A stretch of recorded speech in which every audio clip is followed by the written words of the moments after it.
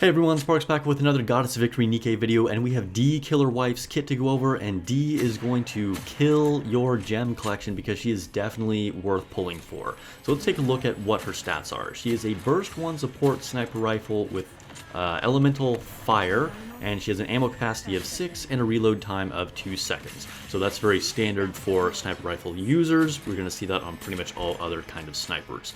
But let's see what her skills do. So skill 1 is called Calm Sniping. Activates when attacking with full charge for 3 times and affects self, and she gains Pierce for 1 round.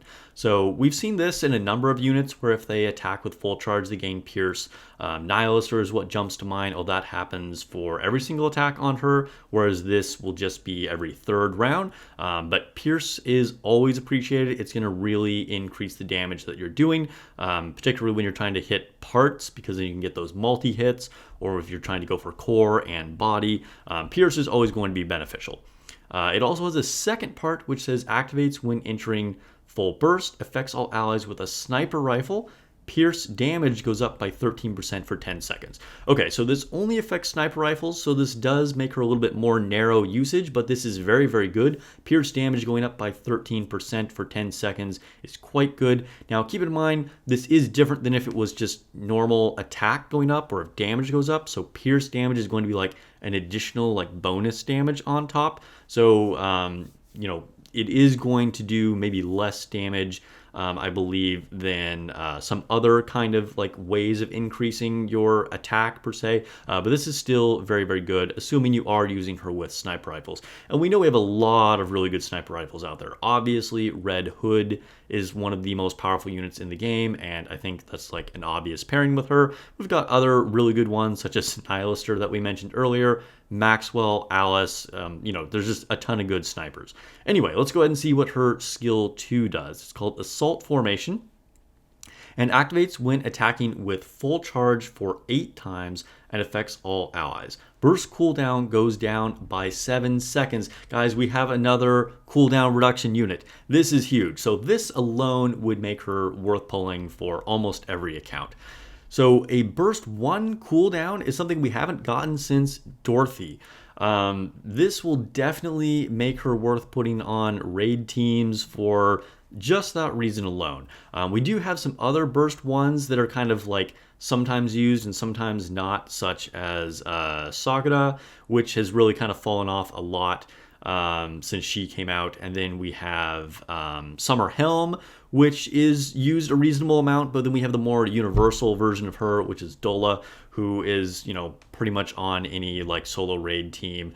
And then the big ones, the burst 1s, are of course Dorothy, Leader, and Volume.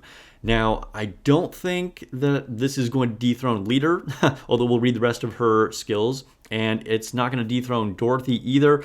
I think where she's a threat is definitely to all those earlier ones that I mentioned. She's probably going to be upgrade to most of those and potentially replacing Volume, since she is another burst 1. But let's go ahead and read the rest of her skills. So another part of her skill 2 says activates when attacking with full charge for 5 times, affects all allies. Attack damage goes up by 5% for 10 seconds. Okay, so now we're getting like a universal buff on top of that Pierce buff that we were already getting from the other skill.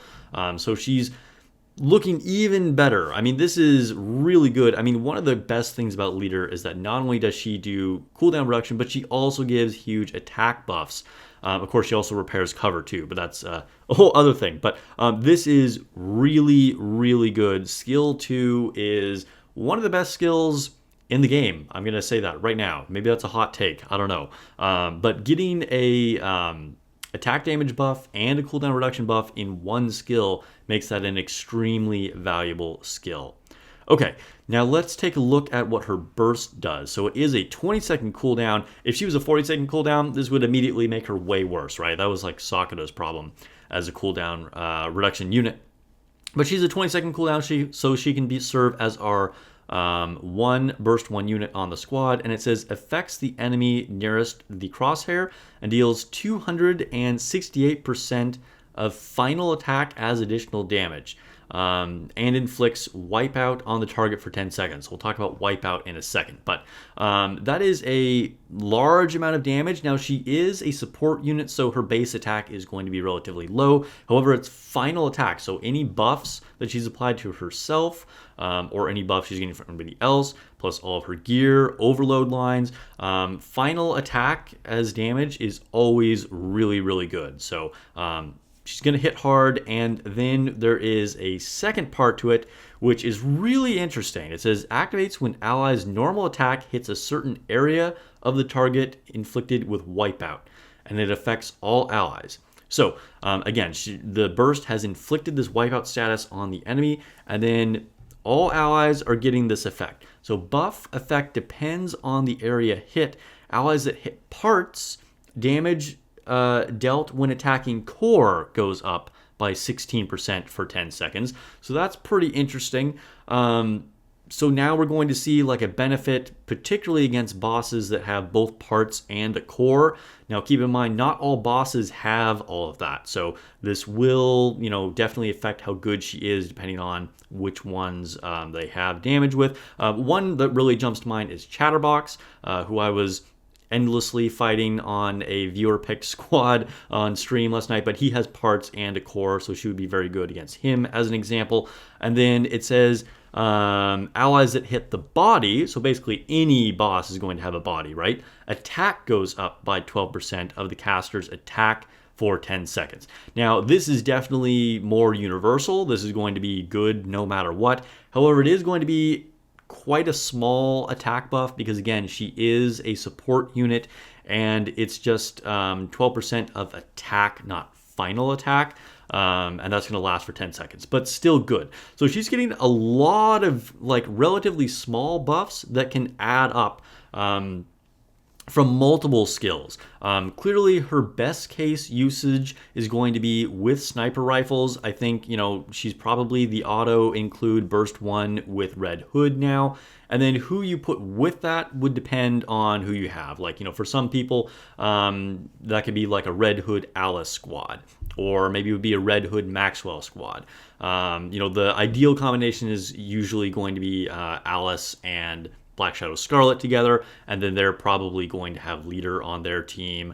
Of course, it depends on what you're fighting. So, from a raid perspective, I would imagine we're going to get maybe schoolgirls. Well, actually, they're probably going to go with leader and, well, maybe, yeah, no, they're probably going to stick with leader. So again, she's probably going to be like your third squad, and we'll just have to see what we can cook up with her, honestly. I will definitely be doing testing for her. I am going to do polls for her when she launches. I'll give you a first impressions video, and probably Max Limit Break might be worth it. She is that good, unless like something goes completely awry that I haven't accounted for in testing. We do have, of course, the treasures coming. We don't know exactly how far away that is, and they're slow rolling that out with, a few units, at least initially. So, but just something to think about with every unit going forward is that Max Limit Break might be worth it, because we don't know how good their treasure ability is going to be. Now, all that said, we do have half-year anniversary coming up, and so, maybe we're going to get a crazy good Pilgrim. Maybe we're going to get, Cinderella. So, who knows? Or maybe we'll finally get Crown. I know a lot of people have been anticipating Crown. So, do keep that in mind, but I think D is 100% worth it. And, man, that design is good. That little black dress is definitely one of the better designs. She would also fit well with Dola, although then it would be redundant with your cooldown reduction. You don't necessarily need both.